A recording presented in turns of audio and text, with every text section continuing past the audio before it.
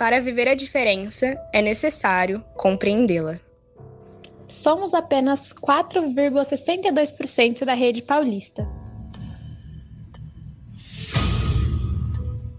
Somos apenas 21,35% da rede paulista.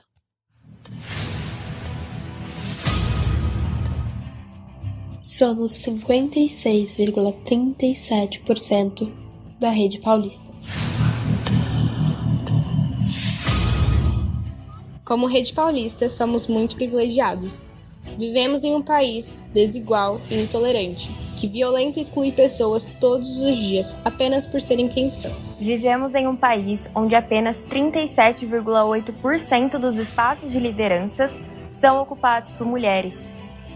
Em um país onde apenas 5% dos espaços de liderança são ocupados por pretos e pretas. Privilégios são responsabilidades. A responsabilidade pelo verdadeiro compromisso com a mudança. Inclusão não é um favor. Diversidade não é sobre aumentar o faturamento. O que você tem feito para a diversidade sair do discurso e ir para a prática? Estamos esperando por você. Você vem?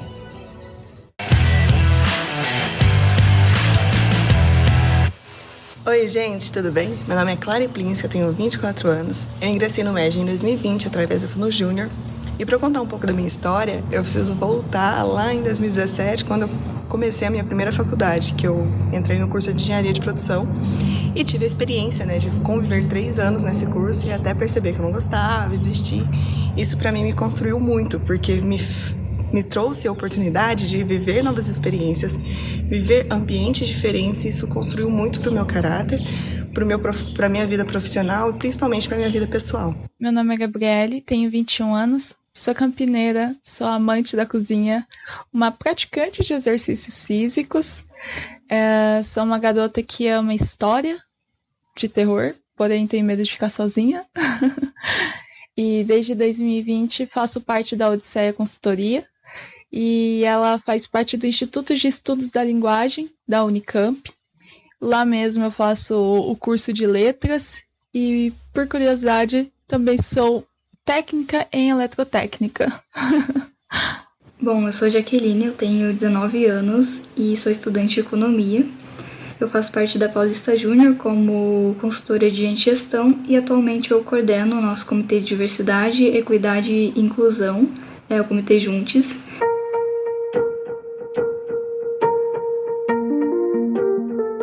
Bom, o machismo estrutural seria essa noção enraizada na nossa sociedade que coloca homens e mulheres em patamares diferentes.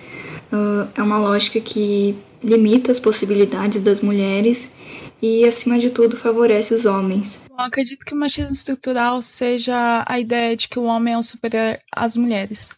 E isso pode impactar tanto os homens quanto as mulheres nas simples atividades cotidianas. Desde o homem ser responsável por alimentar sua casa, cuidar da sua casa e não poder apresentar os seus sentimentos.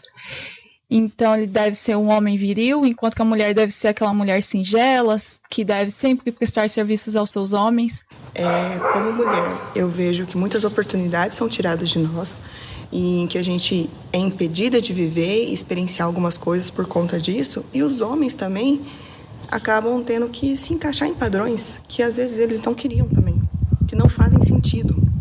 Então acho que acaba afetando todos os lados porque impede que a gente viva plenamente tudo que a gente quer viver da nossa melhor forma.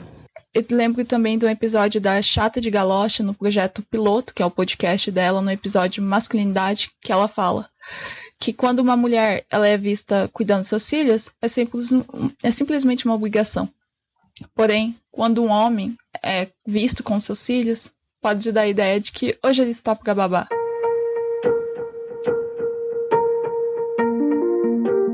Bom, mulheres são constantemente invalidadas, desvalorizadas e subestimadas no ambiente profissional. Desde o momento do processo seletivo, quando na entrevista a mulher se depara com perguntas absurdas sobre seu estado civil ou filhos, até o momento que você é contratada e se depara com a disparidade salarial entre homens e mulheres, fora a dupla jornada de trabalho que muitas mulheres enfrentam. E mais pra frente, quando fica claro a dificuldade que mulheres têm em ascender profissionalmente e serem promovidas, porque mulheres, para terem seu valor reconhecido, precisam fazer 2, 3 vezes mais que os homens. Eu vejo que o primeiro, assim, é a objetificação da mulher, sendo que a sua opinião não é levada em consideração. Consequentemente, a desvalorização. E eu também vejo que a escolha em ser mãe também, muitas vezes, é um desafio que elas encontram. Os desafios que as mulheres enfrentam no mercado de trabalho são, o que já está escancarado é a questão dos números, os salários diferentes, as jornadas diferentes e, principalmente, a dificuldade para alcançar cargos mais altos.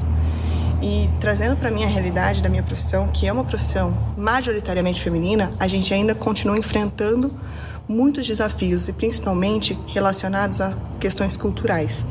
Quando a gente pensa dentro do ambiente que eu trabalho, às vezes a gente acaba convivendo ou escutando frases machistas, escutando frases opressoras, simplesmente por sermos mulheres. Como se eu estivesse trabalhando naquele hospital só por causa do médico, por causa do dentista, ou porque fulana está trabalhando aqui porque está atrás de homem, porque quer casar. E não necessariamente são essas coisas. A gente estudou muito para ter a nossa profissão, todo mundo se dedicou muito, foram anos de esforço para ter que ser resumida a uma simples frase, Isso é muito doloroso.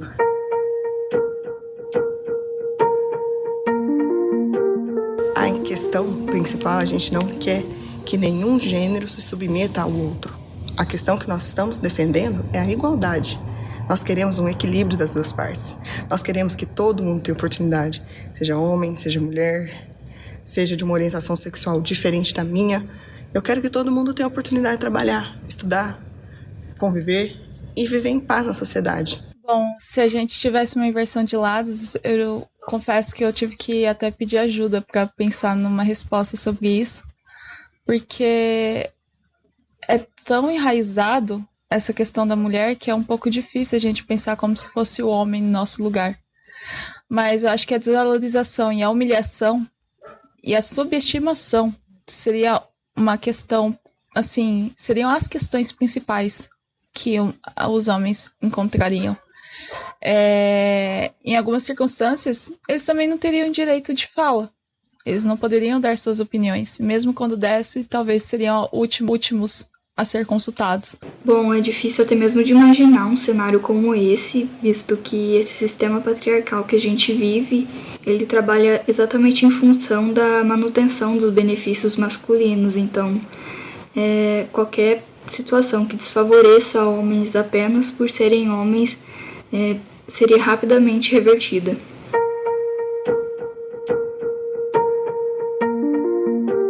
Somos ensinadas desde pequenas a sermos condescendentes, obedientes, amáveis, compreensivas.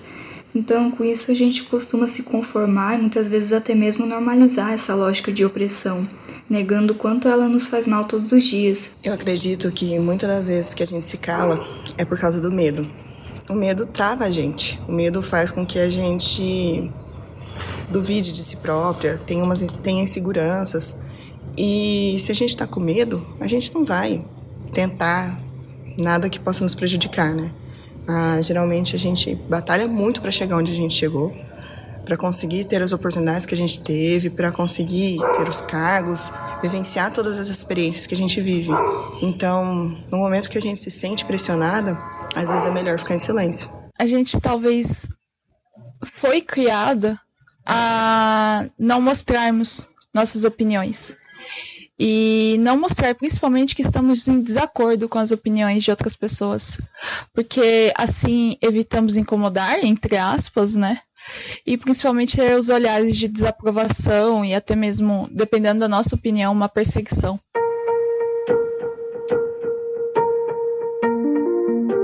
Eu falaria sobre como eu sou capaz. Como eu me esforcei tanto em tantos momentos da minha vida, independente das situações que eu estava, eu estava lá porque eu merecia, porque eu tive um esforço, tinha competência para estar nesse lugar. Seja um cargo de liderança, seja num cargo mais abaixo, mas tudo faz parte da minha história. E eu estou batalhando por isso, eu estou trabalhando nisso dia após dia, ano após ano. E eu acho muito importante a gente ser reconhecida pelo que a gente faz. Então, se um dia eu pudesse falar tudo isso, eu ia falar que eu me reconheço. Seria aprender a falar não. Porque falar não, muitas vezes, nos dá uma certa liberdade. Falar não sempre que a gente julgar necessário. Pois eu lembro de uma fala da Gabriela Prioli, que é advogada. Ela expressou da seguinte forma: ao falar não, você tem mais protagonismo sobre sua existência e assume as suas rédeas, seja sobre os acertos ou sobre os erros. Então, querendo ou não, quando a gente aprende a falar não, a gente ganha uma certa liberdade. Eu diria assim para todas as mulheres: não deixe que ninguém te defina, sabe? Mostre pro mundo quem você realmente é com a sua própria voz. E lembre-se que você importa. Suas opiniões, suas ideias, seus sentimentos, seus desejos, suas insatisfações, todos eles são válidos e importam. E você exigir que eles sejam respeitados não faz de você uma mulher arrogante.